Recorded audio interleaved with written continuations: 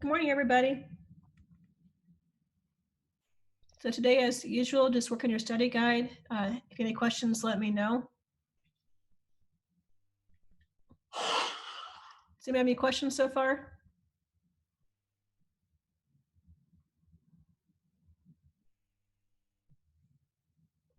All right, so I'll be here for the next hour. If you have any questions, let me know. There's a question about number 43. Let me go through that one. So for 43, it tells you a reaction that takes place between nitrogen gas and oxygen to produce nitrogen dioxide. So nitrogen is N2, remember Hunkelberg, if it's diatomic. Then oxygen is also a 2. So we have N2 plus O2. Nitrogen monoxide, no dioxide is produced. So nitrogen and then di means 2, so NO2.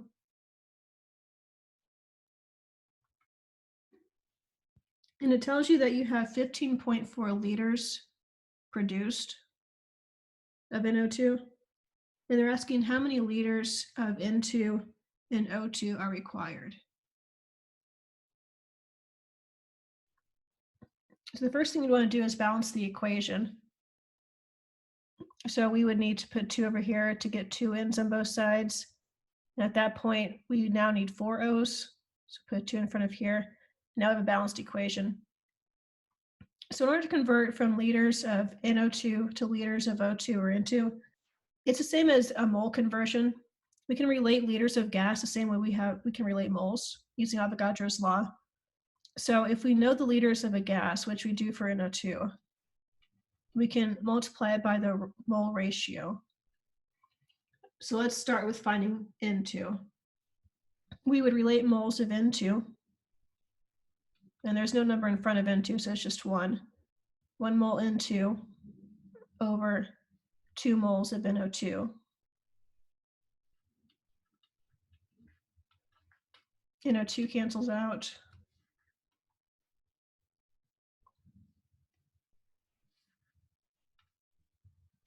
And that would give us 7.70. And we need 3 sig figs with 15.4. So we need to get 3 sig figs for our answer. So 7.70 liters of N2 gas are required. So that's part of the answer. Then they're also asking for moles of O2 or liters of O2. So we'll do the same thing. So 15.4 liters of NO2. Well, we need to relate moles of NO2 to moles of O2. 2 moles O2 divided by 2 moles NO2. NO2 cancels out. So we get 15.4 liters of O2 gas produced.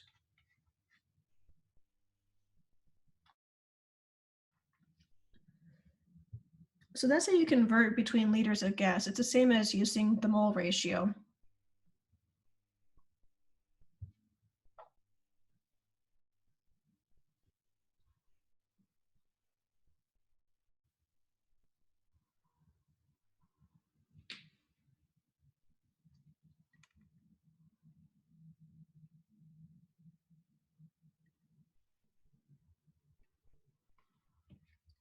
Okay, and the other question was for 44.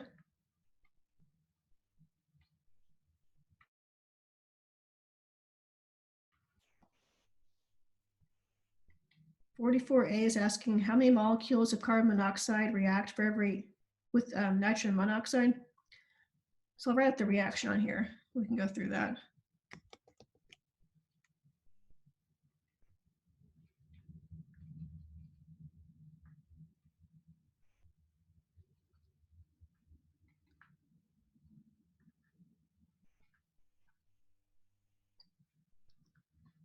So the question is how many molecules of carbon monoxide react with nitrogen monoxide? So CO to NO. So remember, we talked about this earlier, that the ratio tells you, the numbers in front can tell you several things. So what it can tell you is that you have 2 molecules of CO reacting with 2 molecules of NO, you could say that you have 2 moles of CO reacting with 2 moles of NO. We can also say that you have 2 liters of CO reacting with 2 liters of NO. So those would all be true. So these coefficients could tell you these 3 things.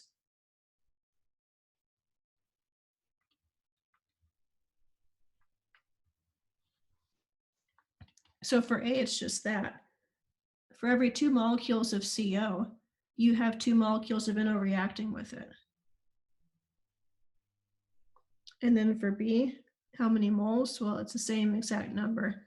2 moles of CO react with 2 moles of NO.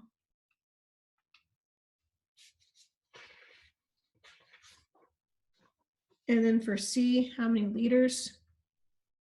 Same exact thing. For every 2 liters of CO, you need 2 liters of NO. So these are all found by the mole ratio.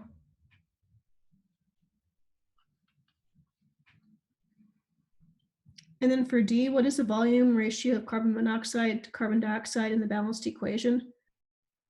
So volume ratio would be liters of CO over liters of CO2. So carbon monoxide over carbon dioxide. So they want the ratio of those two things. We would look at the mole ratio in the equation, and we can see that it's 2 to 2. So for every 2 liters of CO, you need 2 liters of CO2.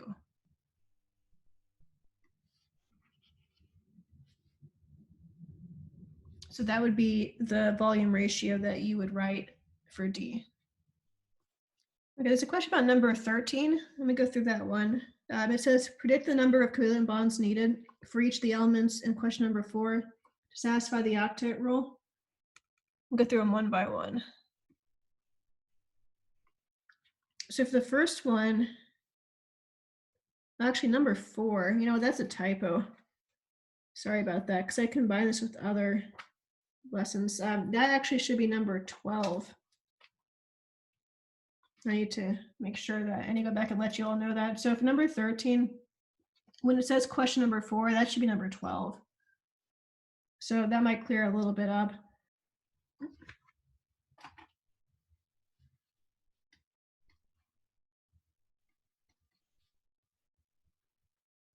So cross out number 4, it should be number 12 instead.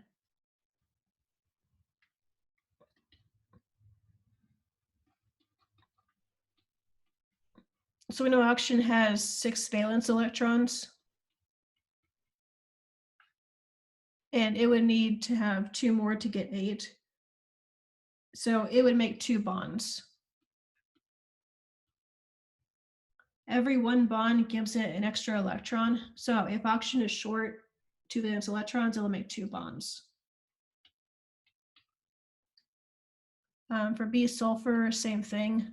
Sulfur has 6 valence electrons, so it needs 2 more. It'll make 2 bonds to get 8. For C, arsenic, that has 5 valence electrons.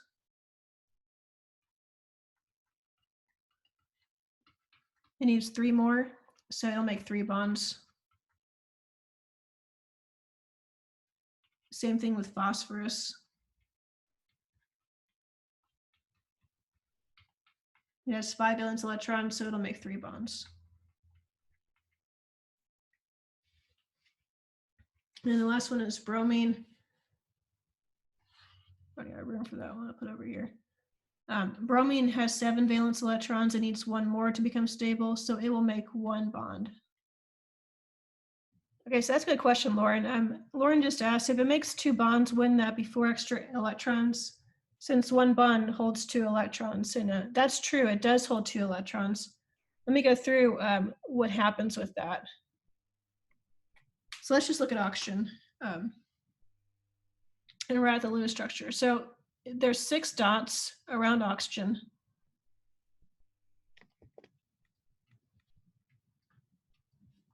And let's just make the bond O2. We're just two O's bonding together. Okay, so do we have 6 around each? Okay, so at this point, these two, I'll use a different color. That'll be easier to show which ones are which. Make this one red.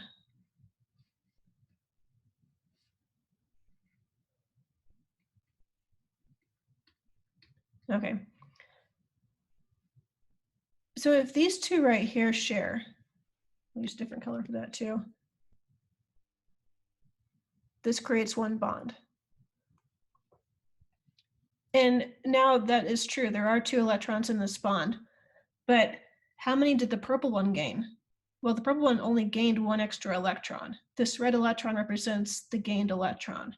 So even though there are 2 electrons in this bond right here, the net effect for the purple atom was only 1 extra electron from the red. And so that's why one bond equals 1 extra electron. Because while there are 2 electrons here, one was already part of the purple to begin with. So the purple already had this 1 electron. So it didn't gain that electron, but it did gain the red electron. And so by making this bond between the purple and the purple gained 1 extra electron. Now, if it makes 2 bonds, now it would have gained 2 extra electrons, because now we see there's now 2 reds that the purple has shared. So 2 bonds would indicate 2 extra electrons. So even though there are a total of 4 electrons being shared between the atoms, 2 of the shared electrons are already part of the purple. Those aren't ones that it gains, but the purple one gained 2 reds. And so in effect, by making 2 bonds, the purple one got 2 extra electrons. Okay, for number 15, the question is, how would you determine what shape it is? So that you'd have to go into your book, and there's a chart. Let me see what page that's on. It gives you all the shapes and how to find them. That'd be the best way to go about it. Let me see. It's in chapter 9, I believe.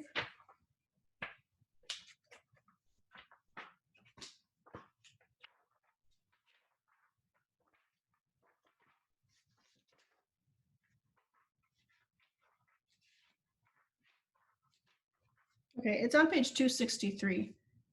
On page 263, you're going to see a chart of all the shapes. And that'd be the best way to go about. Now, you want to draw the Lewis structures out. So let me just go through a few of these. We can go through A and F3. So to determine the shapes of these, you would always start by drawing the Lewis structure out. So N has 5 electrons. F has 7.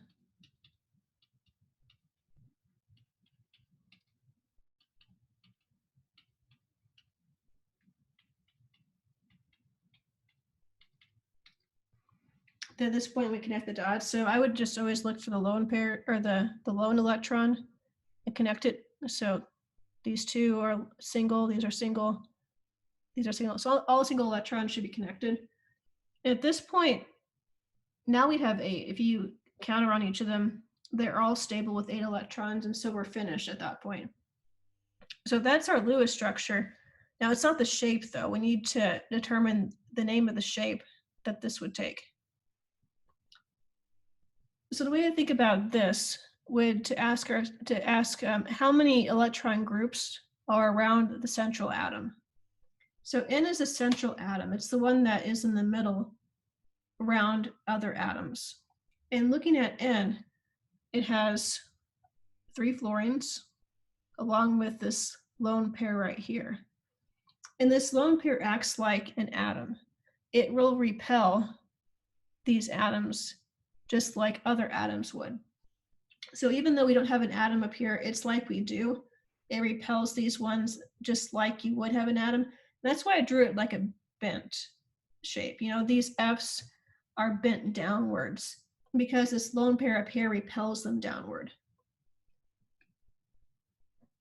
So what shape is this? Well, we'd go to the chart on page 263 and we'd look it up. And we could look at this a couple of ways, but the chart says total number of shared pairs is 4. And if you look on here, we do have 4 shared pairs. So 1, 2, 3, 4. So whether you have an atom or a lone pair, those are shared pairs. But then we have, I'm sorry, total pairs is 4, shared pairs is 3. And so that would be trigonal pyramidal.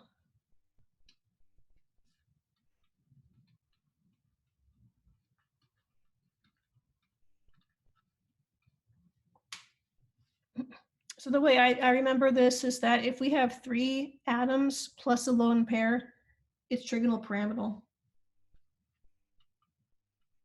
So 3 atoms around a central atom plus 1 lone pair is always trigonal pyramidal.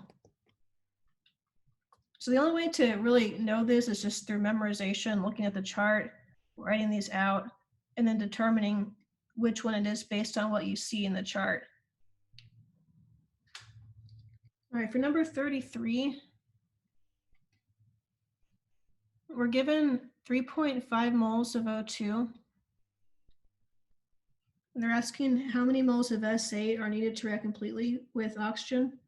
So we have to go from moles of O2 to moles of S8. We use the molar ratio, and we can see from the reaction that for every 1 mole of S8, we have 8 moles of O2 required.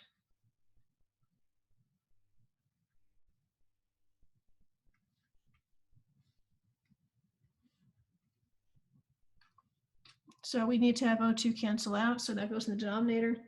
So we do 1/8 times 3.5, and that will give us 0.4375. Now, we only have 2 sig figs here with the 3.5, and then the mole ratio is exact, so we never look at those for sig figs. We only look at the measurement, so we base it off of the measurement, not the mole ratio, because there are exactly 8 moles of O2 for every 1 mole of S8. So you could write this as 1.00 to infinity moles over 8.00 to infinity O2. So we would just look at this number. So we round this to 2 sig figs. So we get 0.44 moles of S8 required. All right, let's look at 23D. So for that one, you have sulfur trioxide, that's SO3, reacting with water to form sulfuric acid. So if it were hydrosulfuric acid, it'd be H2S. But because it's just sulfuric acid, it would be a sulfate ion with H's, so we get H2SO4. And so that's the basic equation. Now we can balance it. And actually what we would see is that it should be already balanced. 1 S on both sides, 4 O's on both sides, 2 H's. So that would be the balanced equation at that point.